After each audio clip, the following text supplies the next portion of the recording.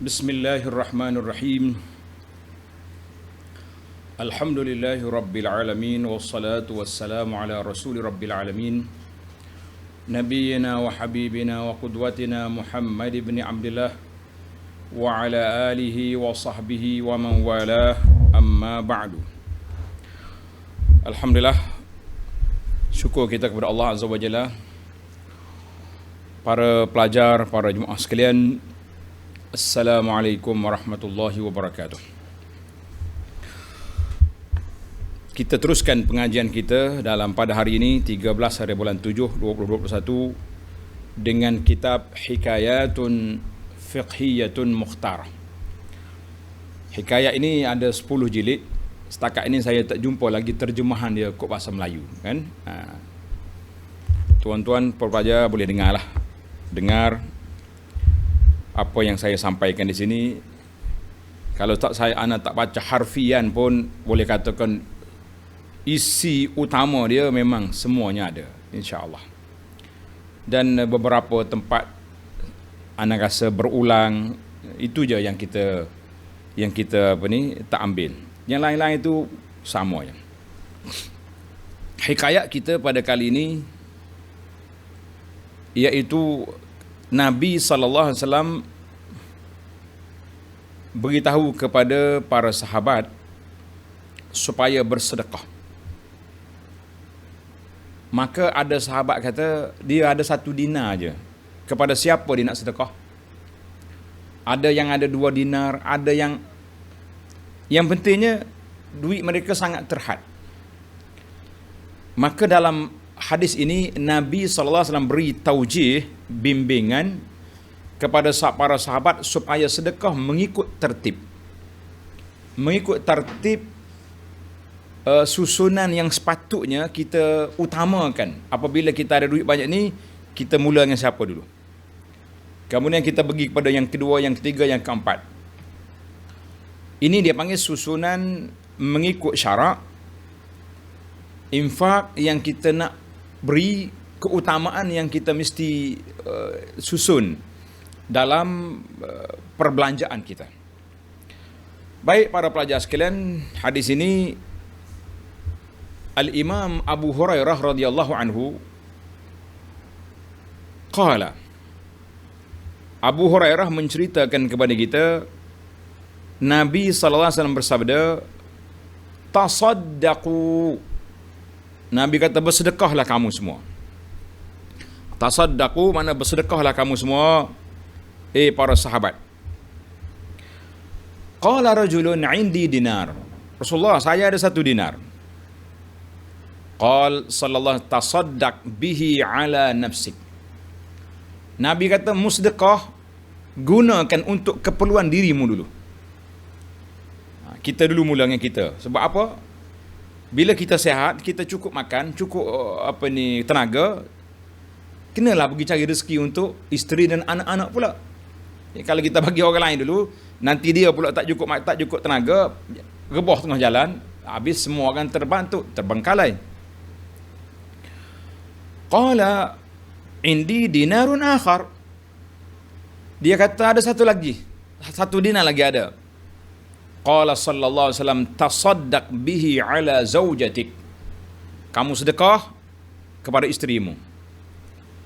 Beli keperluan dia. Dia nak beg, bagi beg. Dia nak apa sajalah alat kesihatan, alat keceriaan hidup, beli. Qala indi dinarun akhar. Ada orang kata saya ada lagi 1 lagi. Qal tasaddaq bihi ala waladik. Sedekah kepada anak-anakmu. Qala indi dinarun akhar. Saya ada 1 lagi. Qala tasaddaq bihi ala khadimik. Khadimika, sedekahlah kepada khadam awak. Qala indi dinarun akhar. Saya ada 1 lagi. Mana 5 dinar. Qala anta absar. Nabi kata kamu lebih tahu untuk siapa kamu nak pilih, jiran kamu ke, kawan-kawan kamu ke, sesiapa saja orang yang kamu kenali yang memerlukan kepada pertolongan ataupun infak hadiah. Hadzal hadis rawahu al-Imam Ahmad wal lafzu lahu wa sahahahu Syekh Ahmad Syakir rahimahullahu taala. Baiklah. Hadis ini dilalatul hadis. Hadis ini menunjukkan kepada aulan nas bis sadaqah, orang yang utama menerima sedekah, pemberian kita al-aqrab fal aqrab, orang yang paling hampir dengan kita, mengikut tertib. Diri sendiri, isteri, anak-anak, khadam, barulah orang lain. Baik. Para pelajar sekalian, seperti biasa 10 perkara dibincangkan dalam kisah ini. Yang pertama, rawi al-hadis iaitulah al-sahabi al-jalil Abu Hurairah ad-Dausi al-Yamani radhiyallahu anhu, seorang sahabat Nabi yang sangat terkenal, hafiz sahabah. Orang bagi gelaran kepada dia hafizus sahabah, maksudnya seorang sahabat yang banyak menghafal hadis Nabi sallallahu alaihi wasallam. Walaupun dia masuk Islam lambat, tetapi dia punya ilmu dia kau banyak. Sebab Abu Hurairah tak ke mana-mana, dia tunggu je Nabi kuliah, tunggu Nabi mengajar. Terus dia bagi dia ada di, kata orang, duduk bawah dagu Nabi sallallahu alaihi wasallam. Nama dia berbeza-beza pandangan, tapi yang paling masyhur dalam ulama hadis, para pengkaji mengatakan nama dia Abdurrahman bin Sakhrin. Abdurrahman bin Sakhrin. Dia telah meriwayatkan hadis yang banyak daripada Nabi sallallahu alaihi wasallam. Wan Abi Bakar wa Umar wal Fadl bin Abbas wa Ubay bin Ka'ab, Usamah bin Zaid, Aisyah, Basrah bin Abi Basrah al-Ghifari wa Ka'b bin al-Ahbar. Wa rawa anhu, meriwayatkan hadis Abu Hurairah pula ramai. Kathirun, kata di Imamul Bukhari, rawa anhu nahwa, meriwayatkan hadis daripada Abu Hurairah lebih kurang 800 rajul, 800 orang min ahli ilmi minas sahabati wat tabi'in. Ulama-ulama sahabat dan tabi'in meriwayat 800 orang meriwayatkan hadis daripada Abu Hurairah. Maknanya murid dia yang besar, yang hebat dari kalangan ulama hadis 800 orang. Allahu Akbar. Itulah dia panggil kehebatan Abu Hurairah. Kisah dia kita sudah sebut beberapa kali dalam banyak siri-siri hikayat yang lepas. Hikayat awal lagi yang pertama sudah ada Abu Hurairah. Hikayat yang ke susunan kitab yang keempat. Rasa susunan kita pun mungkin juga sama. Maknanya nak tengok cerita panjang dia, pergi ke siri-siri yang awal. Radhiyallahu anhu wa arda. Baik. Dalam hadis ini Nabi sallallahu alaihi wasallam mulai taujih, bimbingan dia ataupun arahan dia dengan kalimah tasaddaqu. Para sahabat bersedekahlah. Maka di sini kata di ulama hadis, da'watun wadihatun fit tatawwu' wa laysa fil fard. Seruan ini adalah merupakan seruan galakkan sunat, bukan nafkah wajib. Sebab hak wajib selesai dah. Apa dia yang wajib? Bila seorang itu kahwin dengan isteri dia, menjadi kewajipan suami beri nafkah kepada isteri. Dapat anak, wajib bapa bagi nafkah kepada anak-anak. Sudah selesai. Maka Nabi sebut ni tasaddaqu. Nabi tak kata anfiqu, sebab boleh jadi orang kata nafkah sudah selesai. Al-Quran juga sudah sebut tentang nafkah. Maka di sini disebut tasaddaqu, artinya sedekah. Dengan makna sedekah tatawwu', beri perbelanjaan yang lebih daripada yang wajib. Yang lebih dari yang wajib. Yang wajib itu sudah jelas. Sebab tak ada orang Muslim yang tak tahu dia wajib tanggung isteri dia. Bapa wajib nafkah kepada anak-anak. Ini semua orang tahu. Yang tak bertanggungjawab itu di luar kira-kira, bukan daripada ajaran agama kita. Ramai orang tak bertanggungjawab sekarang, tak bagi nafkah kepada isteri, tinggal isteri terumbang-ambing, terkontang-kanting, kata orang, tinggal anak-anak terbiar gitu saja. itu bukan daripada ajaran, laisa minad-din. Itu daripada dia sendiri yang kacau. Yang dari sudut Islam, kewajipan itu sudah jelas. Maka di sini para ulama hadis mengatakan hadis ini menunjukkan kepada tatawwu, artinya nafkah yang lebih daripada yang wajib. Adapun yang wajib, Nabi SAW sudah sebut dalam hadis yang sahih, an Abdullah bin Amr bin al-As radhiyallahu anhuma qala sallallahu alaihi wasallam kafa bil mar'i isman an yudayyi'a man yaqut. Cukuplah seorang itu berdosa, menanggung dosa apabila dia mensia-siakan orang di bawah jagaan dia. Anak dia lapar, tak ada makanan. Duit ada, buat beli rokok. Ini banyak juga manusia lagu ni. Tak beli makanan-makanan kepada anak, duk beli rokok. Orang kampung Kelantan kata, makan rokok. Dia makan rokok. Kalau makan rokok, mati. Kan? Tapi itu dia panggil gambaran. Maka hadis ini rawahu Abu Daud wa ghairuhu wa rawahu Muslim bima'nahu qala kafa bil mar'i isman an yahbisa amman yamlika qutah. Cukuplah seorang itu berdosa dia tahan makanan daripada orang yang duduk di bawah jagaan dia. Dia tak bagi makanan kepada anak-anak dia. Dia beli benda lain. Duit ada, buat berjoli. Kata orang buat enjoy sana sini, tapi tak balik makanan kepada anak-anak, maka itu dosa. Maka di sinilah para ulama hadis mengatakan hadis ini lebih kepada taujihat, lebih kepada nafkah di luar daripada yang wajib. Baik, para jemaah sekalian, kita pergi pada yang ketiga. Alhamdulillah, siri-siri pengajian kita dalam bab sedekah ni nampak sangat menarik. Sangat indah Islam itu kepada masyarakat, kan? Wanita muslimat yang dengar pun nampak happy je, kan? Semua benda dapat sedekah. Malam ni kita bagi sedekah banyak lagi kepada muslimat, insya-Allah. Al-malul fa'id anin nafaqatil wajibah, harta yang lebih daripada nafkah yang wajib. Yang di antaranya nafkah tadilah, yang awal-awal tadi, nafkah kepada makanan asasi kepada anak dan isteri dan anak-anak. Kemudian harta yang wajib, yang hak Allah Ta'ala letakkan hak ke atas kita, iaitulah orang fakir miskin, nama dia zakat al-mafruḍah. Selepas daripada itu, zakat kita sudah bayar, isteri dan anak-anak sudah ada makanan, sudah ada pakaian, sudah ada tempat tinggal.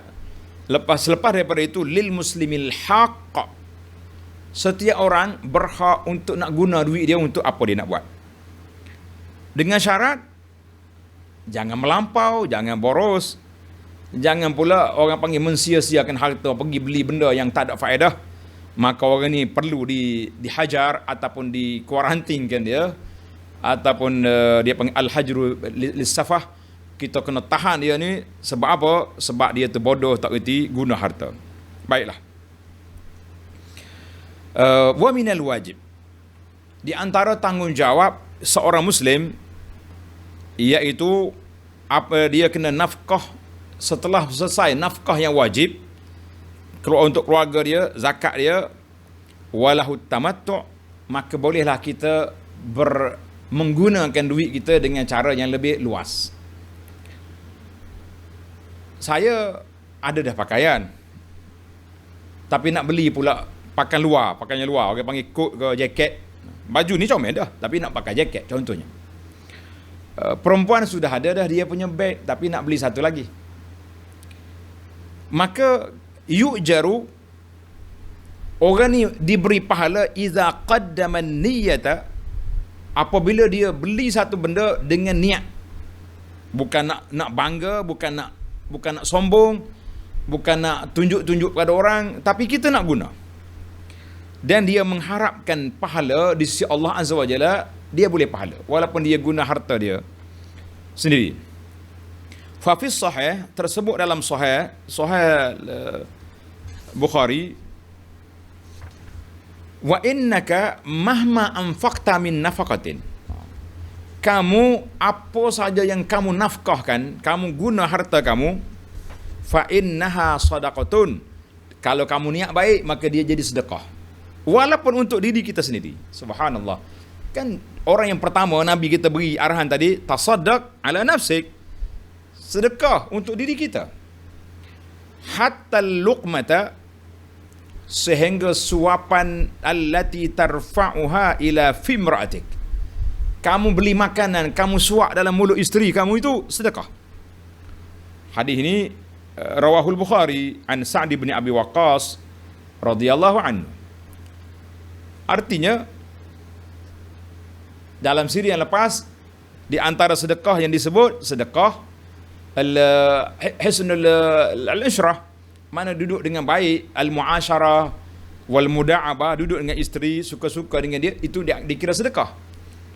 Pada kali ini fokus kita kepada sedekah dengan harta, dengan keuangan, yang itu sedekah kasih sayang. Kata di dalam tajuk yang lepas kita bincang sedekah biduni mal, sedekah bukan dengan harta. Baik, mana sambung yang kita pada kali ini, sedekah bil mal, dengan harta, sedekah dengan harta. Nabi kata apa? Kita beli makanan, buat balik ke rumah, isteri makan, anak-anak makan, itu pun sedekah. Niat baik-baiklah.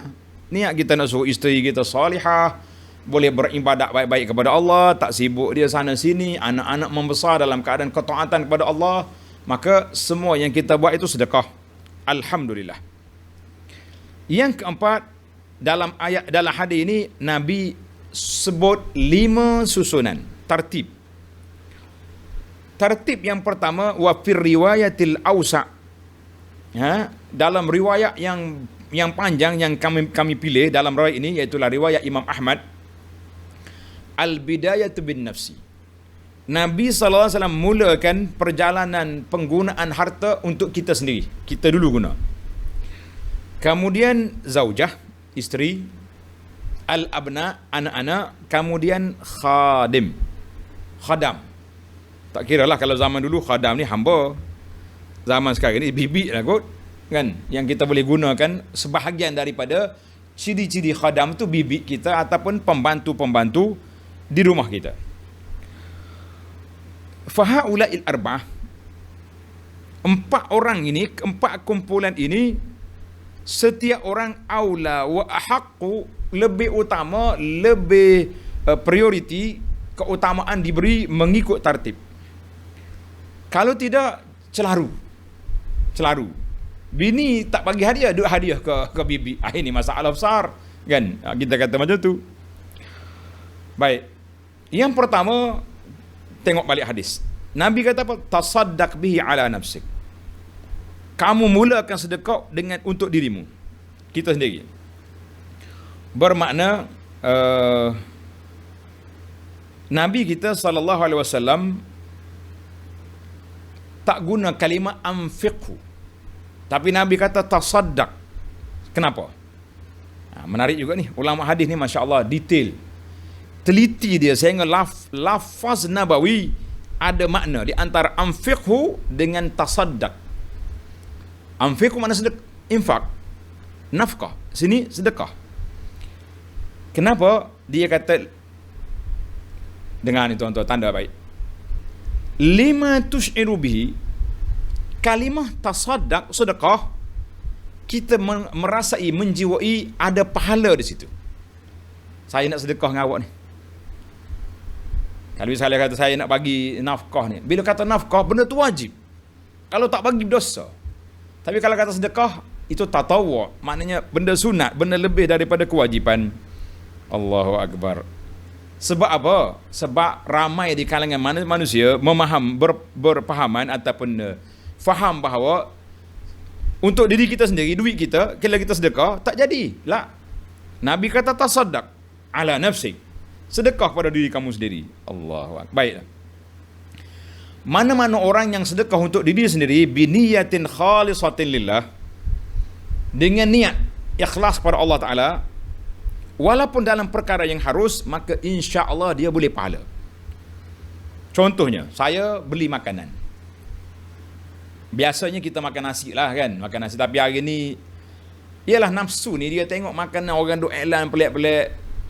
Biasa makan nasi putih dengan ikan gulai, dengan sayur. Tapi bila tengok sekali-sekala kawan-kawan kita iklan nasi mandi Arab dengan gambar kambing duk terguling situ, yang naik gerang juga nak makan. Dan, berapa harga ni? Kalau nasi biasa sebungkus berapa? RM4, RM5. Kawasan kita lah. Tempah nasi Arab, kambing punya 16 hingga 20 untuk seorang makan. Kita beli. Kenapa? Sebab nafsu ni bila dia nak, dia teringat. Duduk khayal ke dia. Jadi kita beli makan. Untuk apa? Untuk nak menguatkan tubuh kita, lebih khusyuk kita beribadat kepada Allah Azza wa Jalla. Yu'jar, dia boleh pahala. Allahu Akbar.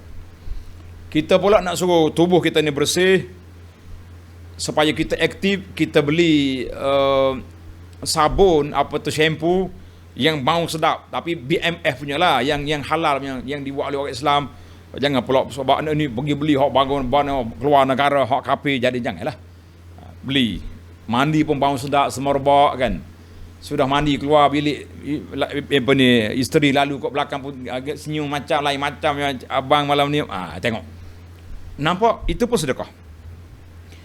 Ataupun dia beli kitab untuk nak menguatkan akal dia dengan ilmu, dengan ma'rifah, mengenali Allah Azza wa Jalla. Kita beli kitab keagama ataupun kitab sains yang mengkaji tentang i'jazul ilmi, perkara-perkara yang disebut oleh Nabi, maka ini juga sedekah. Beli kitab, sedekah. Alhamdulillah. Apa lagi? Maka setiap perkara yang kita beli memberi pulangan kepada kebaikan untuk kita, sama ada makrifah ilmu, sama ada kesihatan kita, ataupun tubuh badan kita sihat, nafsu kita rasa hilang, kita punya berasa nak makan ke, rasa apa nak pakai ke, orang beli baju comel, saya nak beli juga, tengok piah comel nak beli juga kan. Maka itu semua menutupkan pintu-pintu perasaan sedekah. Masya Allah, tabarakallah. Baik. Wa yahabbaza law jaddada niyyah. Cuma eloknya setiap yang kita nak beli tu kita perbaharui niat. Kenapa awak nak pakai baju comel ni? Kenapa? Allah Ta'ala sebut dalam Quran, khuzu zinatakum inda kulli masjidin. Tuhan pun sebut nak pergi masjid pakai baju cantik-cantik, bukan pakai baju cat rumah tinggi pagoda siang malam. Beli. Kita pindah pula kepada yang kedua. Qala sallallahu alaihi wasallam, tasaddaq bihi ala zaujatik. Mu ada duit lagi? Ada? Sedekahlah kepada isterimu dengan muslimat. Kalau boleh rakam kita punya huraian ini. Dan laisa maknaha, bukan makna sedekah dengan makna nafkah yang wajib. Itu wajib mau kena bagi. Lapar isteri berdosa engkau masuk neraka dengan sebab itu. Bahkan kalau suami tak bagi nafkah kepada isteri, jazalaha talab talak. Harus bagi isteri pergi ke mahkamah minta cerai. Suami tak bagi makan. Aku lapar, pasal kena pergi kerja sendirilah. Dan di antara yang sedekah yang wajib, yang infak yang wajib, kena bagi makan, bagi pakaian, bagi tempat tinggal yang baik. Itu di antara yang asas dalam nafkah kepada isteri. Maka dalam hadis ini galakkan Nabi SAW supaya kita sedekah yang luar daripada yang wajib. Berilah apa-apa yang boleh menggembirakan hati isteri. Isteri kita ni contohlah, kadang-kadang orang kita Malaysia ni dia terikut-ikut dengan orang putih juga dah. Ada munasabah, dia panggil munasabah tu mana ada sesuatu, contohnya memperingatilah hari isteri kita dilahirkan, walaupun saya tak suka sambut hari-hari jadi ni, tak ada dalam sunnah tu kan, ataupun ingat balik hari kita berkahwin dulu ke contoh, atau apa sajalah kegembiraan, isteri kita demam dia pun sihat, kita pergi beli kek dengan dia, beli beg dengan dia, beli apa-apa sajalah dia nak kan. Ataupun sekali-sekala isteri tengok apa ni tempat alat-alat masak baru ni, Thermomix apa nama ni, nak dia kata bang, saya dah penat dah masak, kalau ada alat ni semua benda kita boleh buat kan. Apa salahnya kalau kita ada duit beli? Masya Allah, tabarakallah, happy punya isteri kan. Itu dia kata hunaka hajatun nafsiyah. Setiap orang tu ada perasaan dia. Tapi ingat, letak ikhlas, jangan tamak, jangan nak bangga-bangga, jangan nak, tapi ada keperluan sendiri, maka kita belilah. Sekali-sekala beli bunga bagi isteri, sekali-sekala kita beli apa sajalah, perfume yang bau sedap kan. Kita yang pentingnya kata orang ucapan-ucapan yang menarik, sehingga dijadikan satu sihir daripada suami untuk menawan hati isteri, beli. Ini termasuk dalam sedekah yang diberi oleh suami kepada isteri, beli. Tapi jangan melampau lah. Jangan pula isteri pula bahasa jenis berhi, orang Kelantan kata berhi nyoho, suka menunjuk-nunjuk lah. Saya kadang-kadang sian tengok kawan-kawan, suaminya orang soleh, orang baik, bininya kaki Facebook ke, habis benda dia share dalam tu. Suami dia duduk makan, share. Majlis hari jadi, menyuap pun share juga. Isteri kita orang baik duduk mengajar orang, tapi bini buat perangai macam-macam. Kita kata nas'alullah salamah daripada bini perangai lagu ni. Na'udzubillah. Baik. Kita pergi kepada yang seterusnya, yang keenam, Nabi tertib yang ketiga, Nabi kata tasaddaq bihi ala waladik. Ada lagi duit, sedekahlah ke atas anak-anak, kepada anak-anak. Bukan nafkah wajib. Nafkah wajib itu wajib, tak buat berdosa. Kan? Maka anak-anak perlu pada apa? Perlu pada pendidikan. Zaman sekarang ni PDPR kita katakan. Belajar kat rumah dengan handphone kecil, pening kepala budak. Kita beli komputer besar sikit, dia punya skrin. Kalau ada duit lagi, belilah satu seorang apa ni alat yang mengaji ni, iPad. Yang pentingnya beli alat-alat untuk pendidikan anak. Beli buku rujukan, beli buku cerita yang baik-baik, beli apa. Yang pentingnya alat-alat permainan sekali-sekala. Apa kita anak-anak kita nak main juga, main tembak-tembak, main apa sajalah kan, ikut keperluan. Mana dia panggil mura'at hajat at-tufulah, keperluan anak-anak. Apa salah? Kalau musim luar pada PKP, kita bawa anak-anak kita pergi berjalan, pergi umrah contohnya, pergi ke pulau, tak ada masalah, itu dia panggil. Tapi jangan melampau, jangan terlalu bakhil. Baik. Yang keempat, al-khadim. Kita juga kena beri menyukakan hati khadam. Khadam zaman dulu hamba-hamba. Tapi zaman kita ni hamba tak ada. Kita belilah alat-alat kepada siapa? Pembantu rumah kita. Contohnya apa salah? Pembantu rumah kita, kalau yang perempuan, kita kena beli pakaian-pakaian yang patuh syariat, yang tutup aurat. Ibu kalau mau duduk di sini pakai ini. Jangan pakai kembali gato mari duduk macam duduk rumah orang kafir, rumah kita ni. Makalah kita beri hadiah kepada dia, beri yang pakaian-pakaian. Kalau kita makan, walaupun kita tak panggil dia makan sekali kita, dia panggil itu bercampur gaul, ikhtilat, haram. Tapi kita beri, contohnya kita makan kek, kita bagi dia makan. Ini hari apa-apa sajalah hadiah-hadiah yang sesuai dengan khadam-khadam yang ada pada kita ini. Baik. Kemudian yang kelima, barulah Nabi kita sallallahu alaihi wasallam sebut ada lagi duit, ada lagi. Isteri selesai dah. Dia nak apa kita bagi. Setakat yang kita mampu. Tidak membazir, tidak melampau, bukan nak bangga, bukan takabur, bukan nak menunjuk-nunjuk.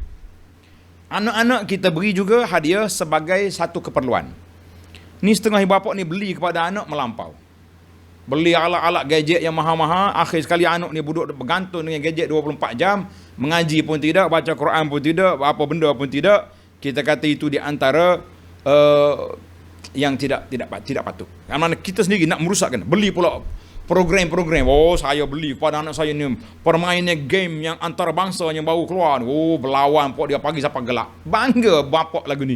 Kita kata Masya Allah. Ini bukan bapak ni merusakkan anak sendiri nama dia ni. Baik. Maka tertib 4 orang. Habis semua selesai, barulah kita pergi kepada yang kelima, anta absar. Nabi kata, fikirlah sendiri siapa orang yang patut kamu beri. Sebab itulah bila orang mari tanya Nabi sallallahu alaihi wasallam lirajuli as-sa'alahu, dia kata, ya Rasulullah, man abarru? Siapa ke orang yang patut saya beri khidmat, buat kebajikan yang utama saya beri? Qala ummuk. Tanya lagi siapa? Ummuk. 3 kali. Makmu. Summa abak, bapakmu. Summal aqrab fal aqrab. Kemudian orang yang paling hampir dengan kamu, yang paling hampir. Hadis ni hadis Muawiyah bin Haidah, rawahu Abu Daud wal lafzulahu. Maka di sinilah kata Nabi sallallahu alaihi wasallam, al aqrab fal aqrab. Mana orang yang paling dekat dengan kita mengikut tertibnya siapa dia? Yang pertama zawil arham. Orang ada hubungi silaturahim dengan kita. Adik-beradik sendiri, mak saudara, tok saudara, cucu-cucu, itu dipanggil akrab. Rahiman. Au musaharatan, ataupun daripada dia panggil mertua menantu. Selepas daripada orang empat ni, kita tengok pula mak mertua kita apa khabar, bapak mertua apa khabar, adakah mereka keadaan, kalau susah bantu, kalau tak susah hadiah. Mana kena ada juga hadiah, sebagaimana kita hadiah pada ibu kita hadiah juga kepada ibu mertua, bapak mertua, adik-beradik kalau perlu kan. Baik. Habis dah orang rapat. Mertua, musahara, jiran tetangga kita apa khabar. Jangan sampai dia orang angkat bendera putih baru nak pergi ziarah lah. Kita kena tahu dalam kepala kita bahawa jiran-jiran orang miskin, orang tak miskin kena ada dalam kepala kita. Jangan tunggu istilah zaman kita, zaman PKP 3 ni, jangan tunggu naik bendera putih, kan? Lah.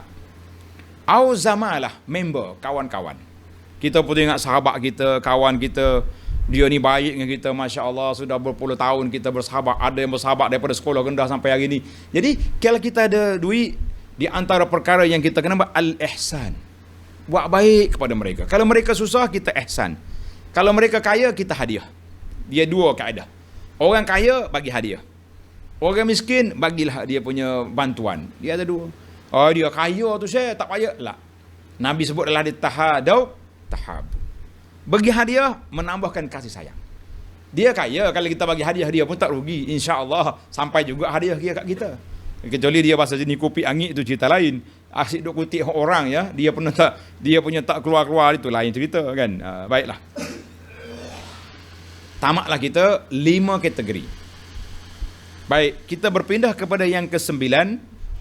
Dalam kisah ini Nabi SAW tidak sebut al-walidaini, tak sebut dua ibu bapa. Dia sebut kita, isteri, anak, khadam, orang lain. Kenapa tak sebut mak ayah?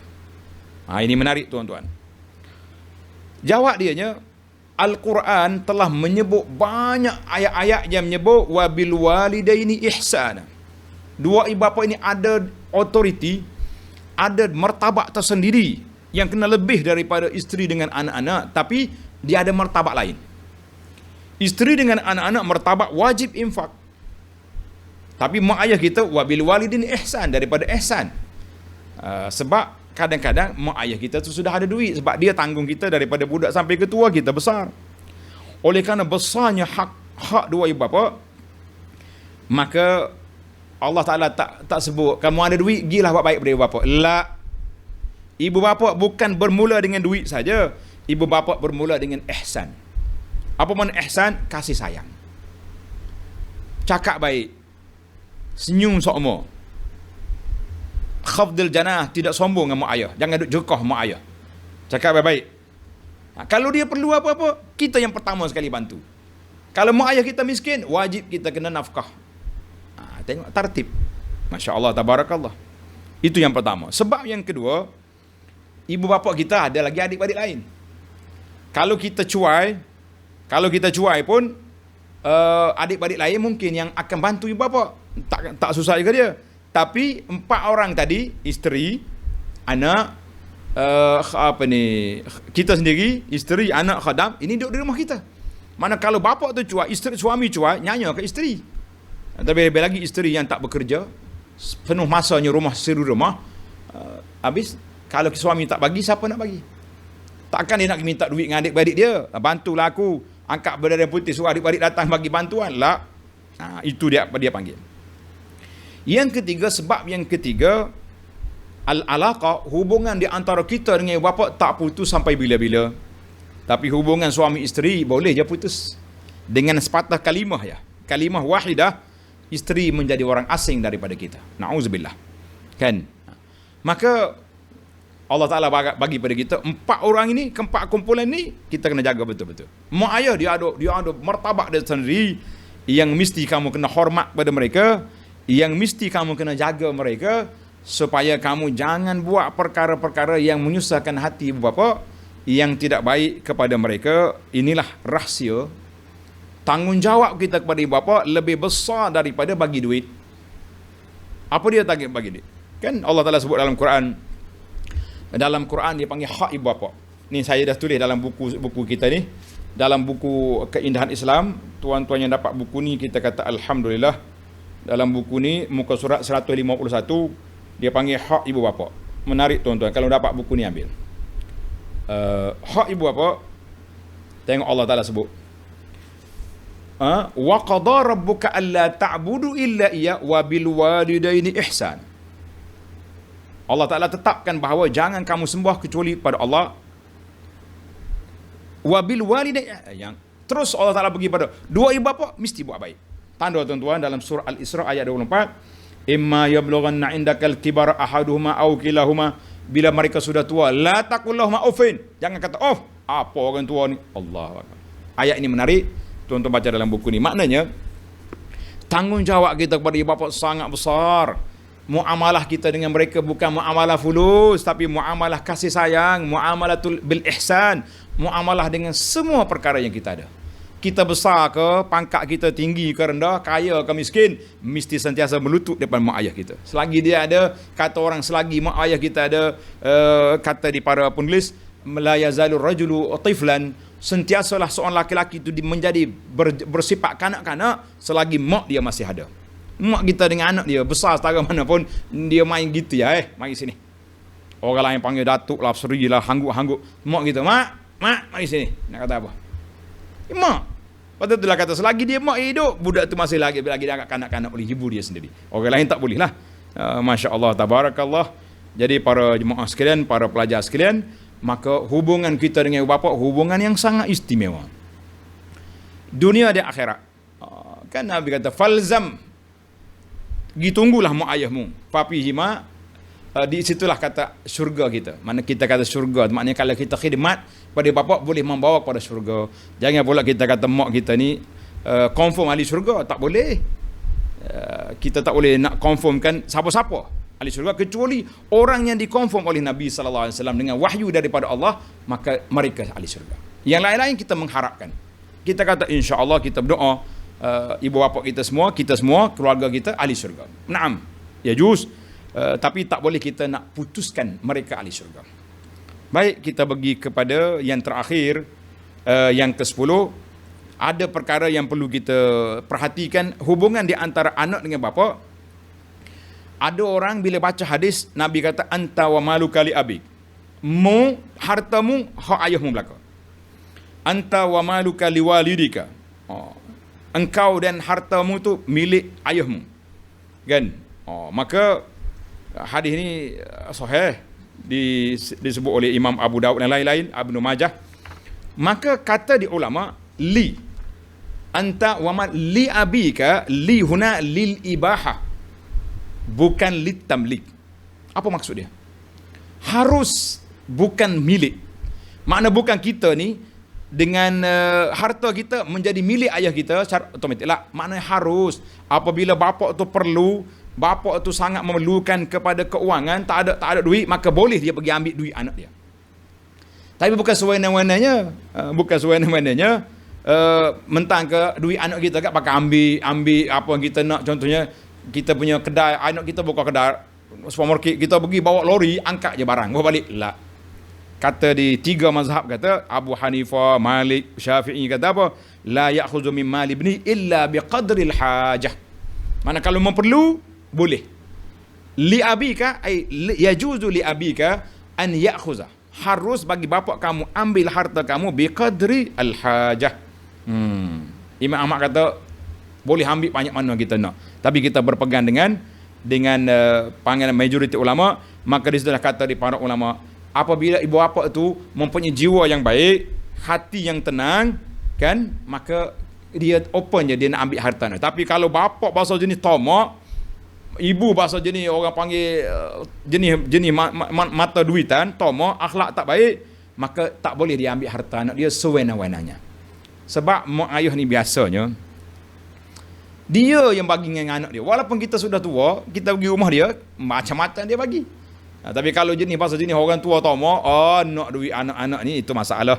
Jadi kita kena faham betul-betul harta kita bukan milik ayah kita, tetapi harus bagi mereka mengambilnya ketika dia perlu. Mak ayah kita miskin, anak pula bakhil, boleh jadi ambil harta kita. Kita pergi dakwah mahkamah tak lepas. Itulah yang dikatakan indahnya Islam apabila kita beramal dengan undang-undang Islam, syiar Islam. Alhamdulillah jelas kepada kita. Bersifatlah pemurah kita dengan isteri dan anak-anak, sentiasalah beri hadiah, sentiasalah beri keperluan-keperluan anak lebih daripada hak wajib. Yang wajib itu wajib, tapi sini lebih daripada yang itu. Alhamdulillah para pelajar sekalian, tamatlah perbincangan kita dalam siri ini. Insya-Allah kita bincang lagi dalam siri yang akan datang dalam bab sedekah yang lain pula, insya-Allah. Subhanakallahumma wa bihamdika asyhadu an la ilaha illa anta astaghfiruka wa atubu ilaik. Wa sallallahu ala nabiyyina Muhammad wa ala alihi wa sahbihi ajma'in walhamdulillahi rabbil alamin. Wassalamu alaikum warahmatullahi wabarakatuh.